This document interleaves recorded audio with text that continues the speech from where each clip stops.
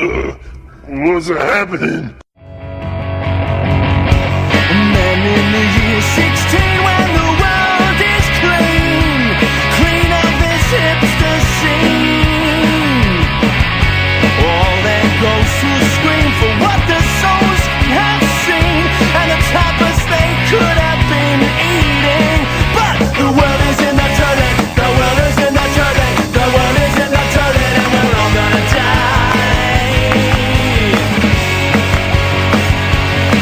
Oh, the world is in the toilet, the world is in the toilet, the world is in the toilet, so don't ask why. No, no. Howdy, folks and new listeners. This is Clay from LeaguePodcast. This week we have a very special guest. It's Tom Scharpling from The Best Show. I'm joined by fellow FOT Tim Kelly. You may know him from Late Risers Club on WMBR, but he called in all the way from the nation's capital to talk with Tom about the newest incarnation of The Best Show. It's coming back, baby. You maybe read about this in the New York Times, but here we are talking with Tom about the new Best Show. So thanks for tuning in, guys. If you're new to our podcast, we're a comic book podcast based out of Boston, but we cover all sorts of movies and comedy and culture and all sorts of stuff. So thanks for tuning in, FOTs and other fans of Tom, and away we go. So hey, Tom, thanks for coming on the podcast. Of course, I'm talking with Tom Scharpling of The Best Show. Thanks so much for coming on, man. We really appreciate it. Hey, thanks for having me. So you've taken a big break from the FMU Best Show, but please tell us what's going on with the new show. Well, we're just gearing up, and we're going to do the show as an independent venture that I guess has commercial possibilities, and we'll see what happens with that. And we've been working on it all year long, and we're in the home stretch. So very shortly, the show will return. Very cool. Hey, Tim. Hey, what's up? Hey, Tim. I'm on with Tom. Tom, are you still there? I am. All right, great. Tim is a longtime FOT, and he knows he's the one that got me caught onto the show, and cool. And also has done radio for like a million years. So he was the guy to call when we needed to make this call. And Tim, we just got started. So okay, cool. Yeah, I just dropped off my last dog, so very cool. I was doing my other dog podcast. The dogcast. Pod dogging. So I guess we could start with I don't know, Clay, do you want to drive this thing, or? Oh, go ahead, Tim. I know you had questions. Tom was just telling us that that they've been working on this hard, since the break. So if you had any more questions about like what happened in between Best Show then and what's going to happen Best Show now, I'd say go for it. Sure. Well, I guess one of the things that I initially thought of when everybody, including myself. Sorry, I'm on my walk to my car. We're bummed out to see the show go. It was pretty clear that at some point we were going to try to have it come back. And but my initial, as someone who did radio for a long time and then stopped, one of my first thoughts was that, oh, good for Tom. He actually doesn't have to do radio anymore. I was wondering about the relief of having the time off, and that was sort of the initial thing that I thought of, especially going at something where, you're not getting paid to do it. But then, I'm sorry, continue. Go ahead. I was almost done. No, but then on the flip side of it, it's like, you know, you're able to kind of regroup. Maybe what was it? I guess what did the downtime afford you? Really a chance to just see what the show had been and just to get some perspective on everything. And it's kind of stuff you can't really do that while it's going on. So there was a really good opportunity to just be able to look at what had gone down for the last 13 or so years and get some perspective on what that meant to me and what I wanted it in the future to be. And everything kind of came up as yes, that I want to do this again, and I want to get this show back, and I want to do it the way we had been doing it. And that was what came out of that downtime, was really just being able to see the show for what it was. Mm-hmm. Now, was there, I guess, in going back, were there any particular points in the show of reviewing for the box set that struck you in particular? Were you surprised by anything going through, so many years of recordings? The going through to kind of produce this box set, John Worster and I both were amazed at how much stuff we had done with the just the sheer volume of calls, hundreds of hours of stuff that was all written and performed by the two of us. It just, we had done so much of it, and so much of it was really still funny and made me laugh now. And that was not apparent when you're always getting ready for that next show. Mm-hmm. You don't exactly have an idea about what it would be like to kind of look back and kind of be nostalgic for what you had done already. So, mm-hmm. And Tim and I were both pretty amazed just about the reveal about how scripted you guys are. I mean, you guys worked really hard on all of that stuff, and would you say it's like 90% scripted, 10 improvised on the calls, or? Maybe that might be an overall fair number, because we were. It might even be more scripted than that. In terms of actual improv, you do a lot of stuff to make the thing sound natural, but the stuff, what we were saying was, we knew what we were saying. None of it was like going out on a limb to uncharted stuff all the time. It's like the bits had to have a destination. So, it was a lot of writing really went into that stuff. A lot of times John would write things that he wouldn't want me to know about, so that it would sound, so he would get a real reaction from me with certain surprises. But one or the both of us wrote. The vast majority of stuff was scripted. So now, awesome. did that date back to like the very beginning when you started doing this, or was there an initial seat of the pants type of start to it? Did anything make you realize that it's like, okay, we've got to go into this with a plan and a story? I don't think it's not like we failed and then had to realize, man, we better be more scripted on this stuff. I think it came more from, we just like these things to be as the comedy we like is more kind of written than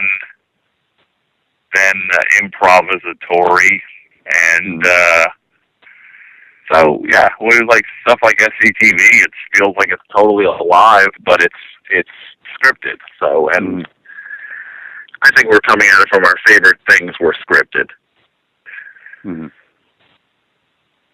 So we're going to we'll continue along those lines because we would have similar goals as the shows that we admired had. Mm-hmm. Now, when exactly does the new show start? Soon. I'll announce it. It'll be Okay. on. I don't have an exact date, but we're figuring it out. Uh-huh. Matter of weeks. I think it's a matter of weeks at this point. So. Mm-hmm. Now, what have you done? You know, I guess we can't really assume that everybody's read every kernel of info about the return of the show, except for Tim. Tim's read them all. No, I haven't. I've read some, but maybe what have you done? I mean, you obviously you're not going out of FMU anymore. Maybe you could talk a little bit about what the new setup is going to be, like in terms of where you're doing it and time. Is it going to be as long? Yeah, the show will be just pretty much the equivalent of what the show was before, lengthwise. And it's just putting together a studio in New Jersey, and that's where we'll do the show from every week. And it's gonna be kind of lean and mean in that regard. It's not a WFMU was like a 5-floor operation. We're not going to be that, but we'll have a studio, and just we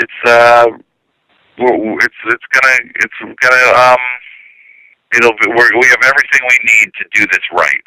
So, but it's not like it's a part of some larger organization to where it's kind of got all the fancy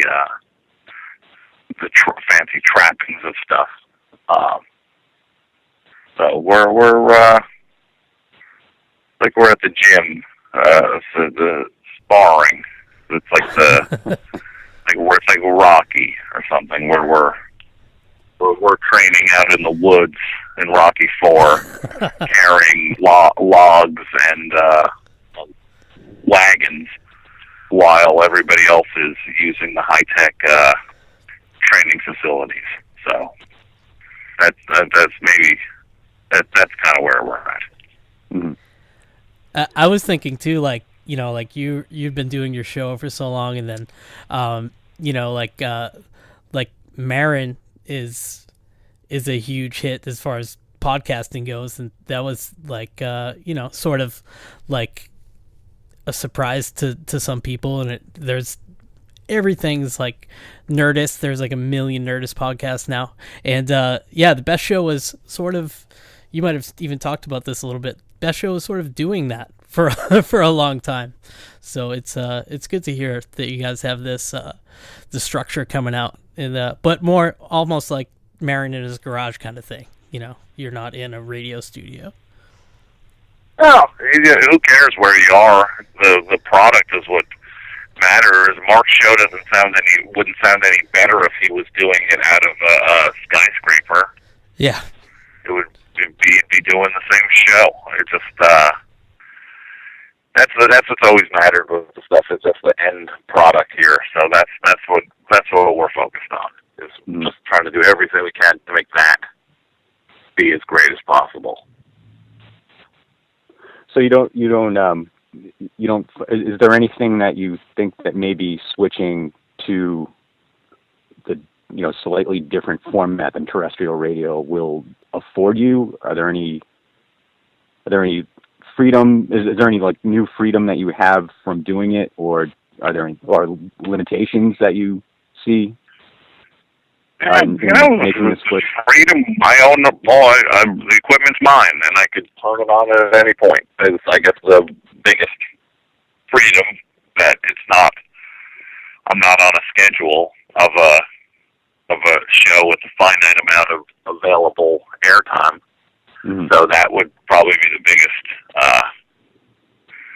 thing that is the biggest freedom or luxury is that. And restrictions, I really don't know what restrictions there would be. It's not over terrestrial radio, but that does not matter to me right now. Is the show being heard on the physical radio? I don't care about that. Mm-hmm. People are going to be able to hear it, and it's going to reach them.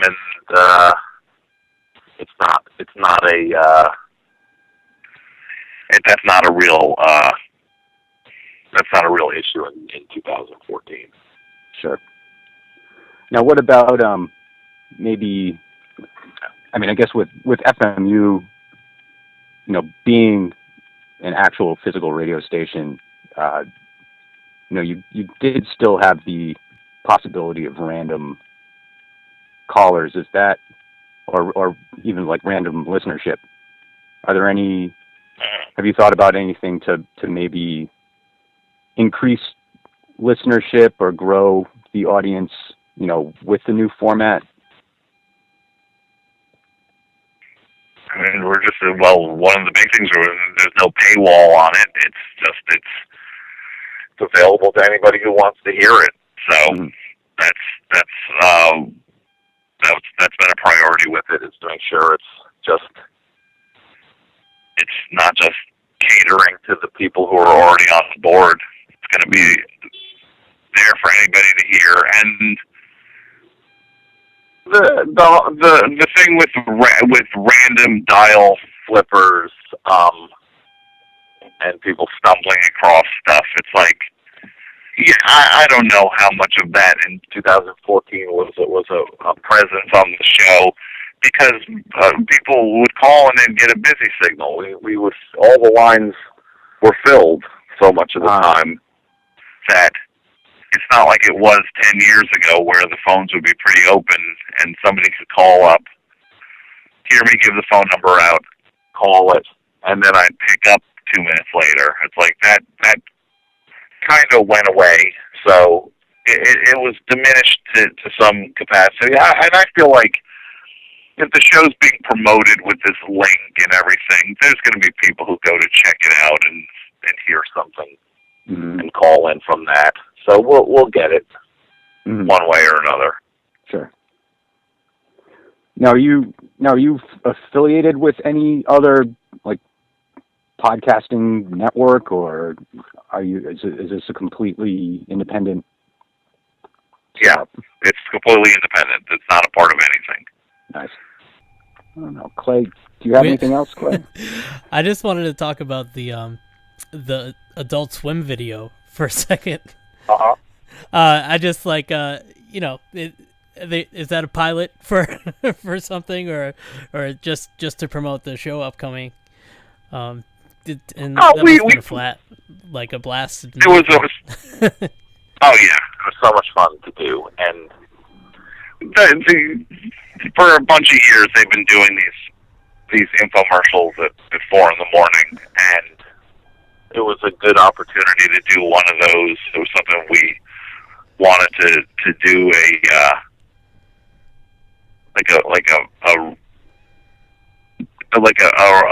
real world version of Newbridge, and tried to figure out an angle to show it at, which would be to do it the way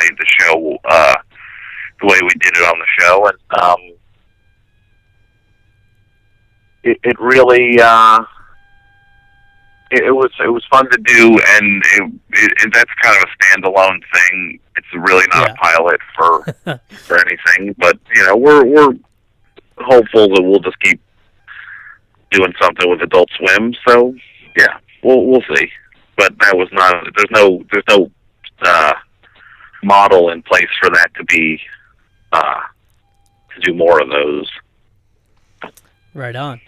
And we are a comic book podcast, so can you tell me a little bit about your relationships with some of these awesome creators like Matt Fraction, with Charles Burns. I mean, are people just offering you up artwork and and those guys your buddies and are we gonna see some cool stuff coming our way?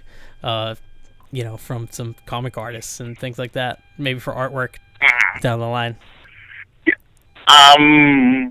Charles Burns, I don't know. I do know John Kuramoto, who works with Charles, is the contact on that. He's the guy who's always he's the guy who got him to do the poster for us. But John works as I think he does layouts. If I'm insulting him by saying the wrong thing, it's just like he's worked on his books, on Charles Burns' books for the last bunch of years. Very cool. And he's worked on stuff for other people. He's a really talented guy. But Matt Fraction is a really good friend, and he's just a really great guy, and somebody who I admire the work he does and the amount of work he does. So I'm really in awe of him in so many different ways, and it's very flattering that he wants to be my friend. That's awesome. I don't know if you read a ton of comic books, but do you read his Sex Criminal book? Yeah. That is it's really great. Just one of the most amazing pieces of output that number one he's done, but it's kind of a game changer as far as the comic book world is concerned. It's pretty crazy, and he has his own sort of best show following just for that. I forget what they call their fans, but they have their equivalent of the fought moniker for their Sex Criminal fans, and it's just wacky. I love it. Yeah, they have a name for it, and it's one of the sex positions from that I'm blanking on. Oh, it's now. I think it's something like blimpers or brimpers or something like that. Yeah, something, and I'm drawing a blank, but yeah, and I mean, I think Matt is just insanely talented, and Chip is just as talented, and I think just him he's one of my favorite people on Twitter. Also, he's just such a really funny guy, and the two of them kind of doing that together is just it's just kind of the pairing that was always supposed to happen. It was always meant to be. It's great. Tom, yeah. we don't want to take up so much of your time. You've been so awesome. But Tim, do you have any other questions or anything for Tom? Or unfortunately, when the call came through, I was out and I had some notes down. I think I've covered a lot of what I wanted to ask about. Cool. Okay. So I think I'm pretty good. All right. So Tom, are we just following you on Twitter and waiting for the big announcement? Yeah, I'd say there's three big things you can do would be you go to thebestshow.net and you can sign up for the mailing list. And you can follow me on Twitter at Scharpling. And you can go to numerogroup.com if you want to check out the box set that Scharpling and Worcester are putting out, me and John Worcester. It's a really just this enormous thing that's the kind of the culmination of just 13 plus years of work in one giant 16 CD box set with 100-page hardcover book and so many things. It's really going to be it's really going to be amazing. I'm really proud that we got to do something like that. And in terms of the art for the site, I didn't get to say it, but Jeff T. Owens, who did the cover of, if you saw the Best Show magazine, he's kind of the artist for the show, he's kind of setting the look of things, which I'm really happy about, because I'm just I was just a fan of him, just looking at his stuff on Facebook, and was really excited that he was a fan of the show, and then he's gotten involved with stuff, and now he's gotten more involved with stuff, and the look is really cool. So much of the stuff that's gonna come out is I'm really just blown away by it, and so yeah, a lot of stuff. So, but you go to the bestshow.net, and that's how you can get up to speed with everything. That's awesome, Tom, and thank you for being on the show once again. Thanks for accommodating us with the time switch, and I'll send you the link when it's all up and ready to go. Really appreciate it, and we super support what you do. And Tim, thanks you as well. Cool.